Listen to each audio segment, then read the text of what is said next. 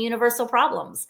And I'm super excited. I just, it really came to me when I was doing that summit in December. So I've got it going. I've got all 50 courses mapped out. I've got 18 contributors so far. I need 250 contributors. So I need lots. but I just think it's going to be amazing, because I have clients that I literally will say something to them 10 times and they don't get it. So I will get on a podcast. I'll bring a guest on a podcast, and I'll egg them on so that they say it. And then I'll send that podcast to my client. She's like, wow, yeah, that's what you were trying to tell me. And I want to go, the thing, like, I literally want to bang my head against the wall, but I'm like, you know what? I don't care how they get the information. I don't care how I get it to them. I just want to help them. Yeah.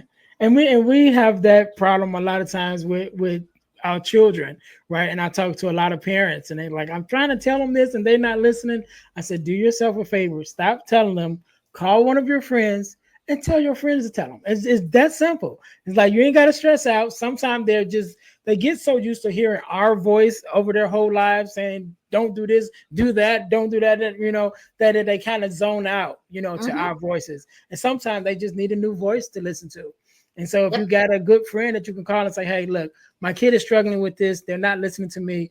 I just need you to tell them the same things that I'm saying, and they'll hear it. And it's like magic, it's like a new voice. It's like, oh, really? That's what it is? And you think to yourself, like, I just told you that yesterday. You know what I mean?